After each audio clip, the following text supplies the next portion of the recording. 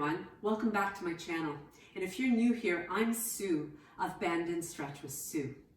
In today's video, I'll be taking you through a nighttime yoga practice. Now, if you're watching this video during April 2020 or sometime in the future, you'll appreciate that this is a time that is a very high stress for so many individuals. And perhaps it's keeping you awake at nighttime as well, due to stress, anxiety, worry, and just overall uneasiness of the uncertainty of the times in which we are in. So let's get ready for our practice today, where we'll soothe and calm, really helping you to tap into that parasympathetic nervous system, the rest and digest, and moving away from that fight or flight that really amps up our systems and gets us in that anxiety state. Instead, we'll breathe deeper and just overall feel much better. So all you'll need for today's practice is, if you have access to a yoga block, that would be great. A cushion or pillow would be just as well, or even maybe a few thick books. If you have a pillow, you might want to grab it and have it ready, as well as a blanket, which would be quite handy to have. Yoga bolster can be another tool that is really well utilized in a practice such as this, where we do tend to go into more restorative poses. So let's begin from standing as we prepare to move down to the floor and really working our way down to get you into that place where you can finally settle, relax, and get ready for that good night's sleep.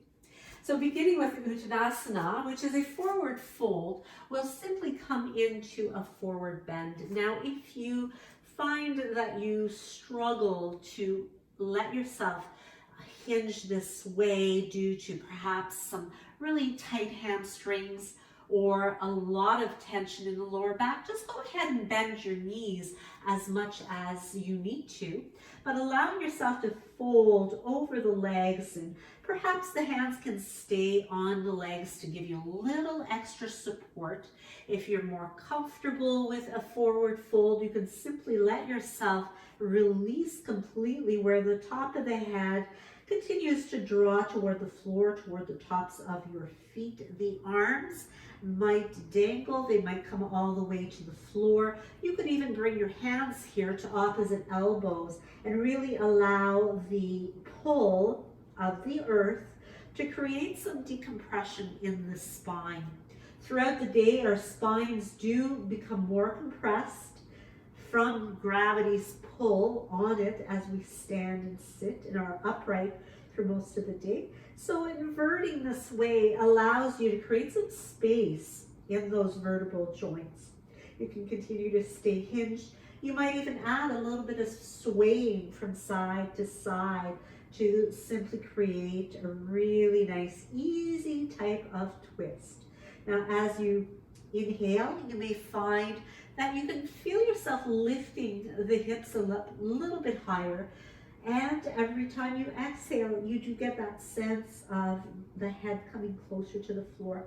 So we'll take a couple more breaths here to really allow ourselves to calm and to just let our awareness begin to move in, where we're very conscious of our breathing, where we feel the sensation and the stretch within our bodies.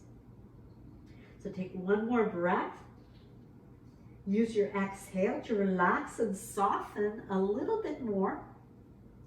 And then as you soften the knees, we'll make our way down onto our mats, onto the hands and knees. Now, if you do have a tendency to have discomfort when you come onto your knees, you might want to use a blanket here to give you a little bit of padding and more ease. And we're going to move into Balasana, which is a child's pose. We're going to make it a wide angle one.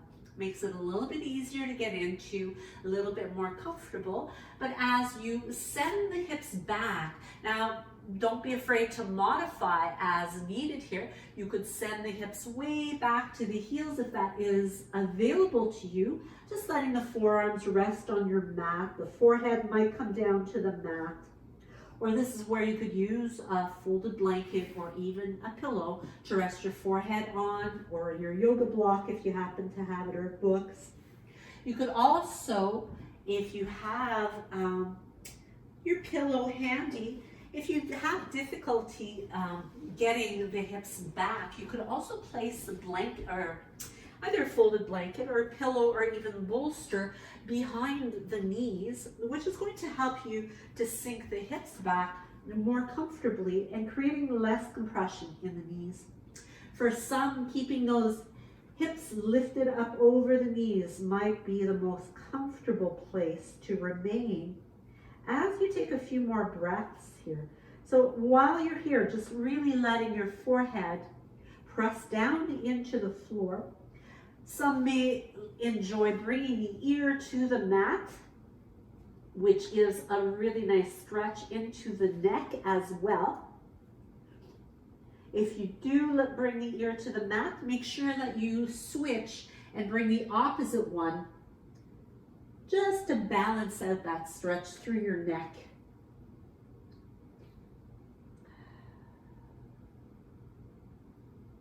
So taking a couple more breaths in this position,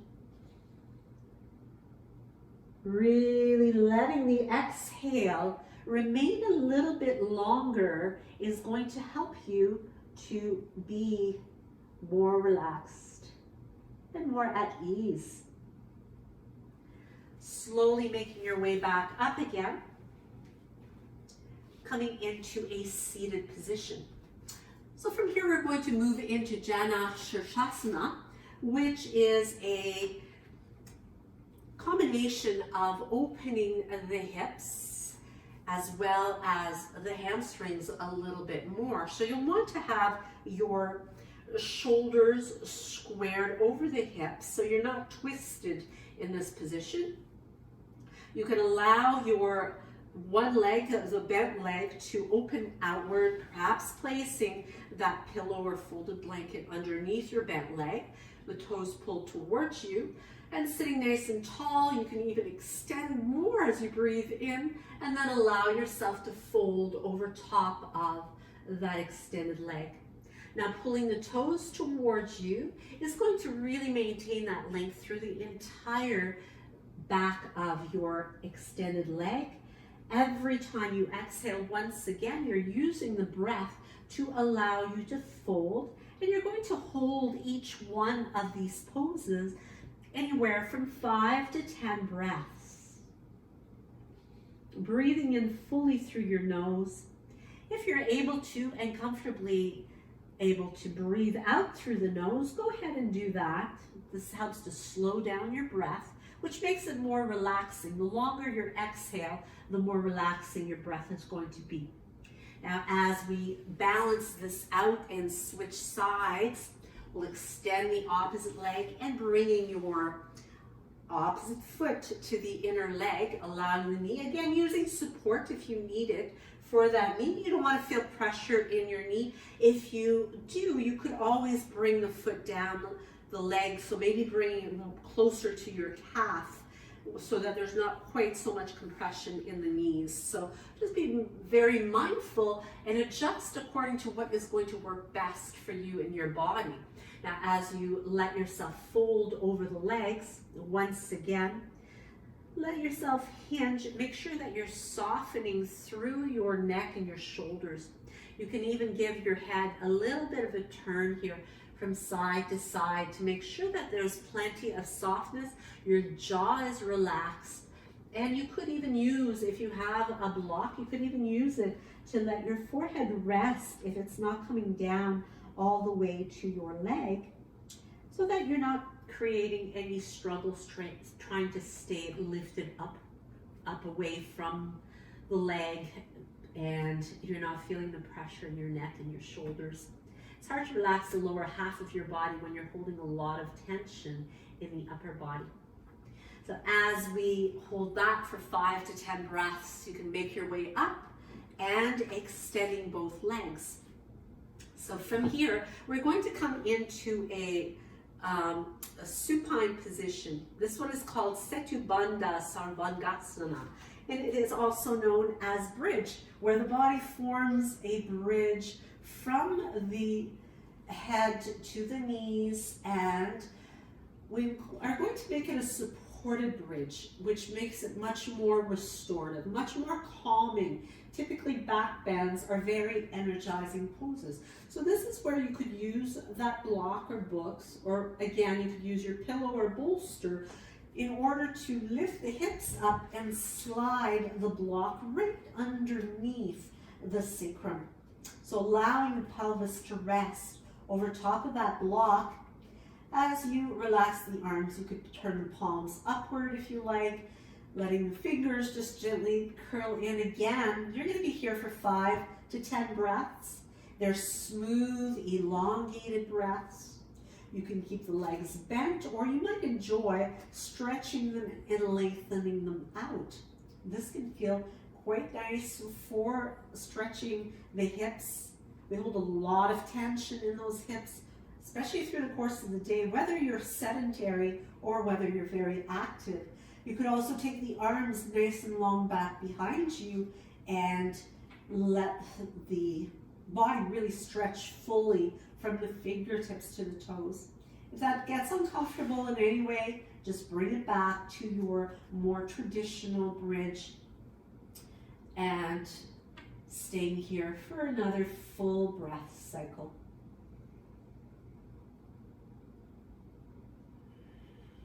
Also really helpful to soothe is our next position that we're going into. Just press into your feet, shoulder blades as you slide the block out here. We'll move it out of the way, and we're coming into a supine twist. So first you're going to draw your left knee into your body, extending your right leg long.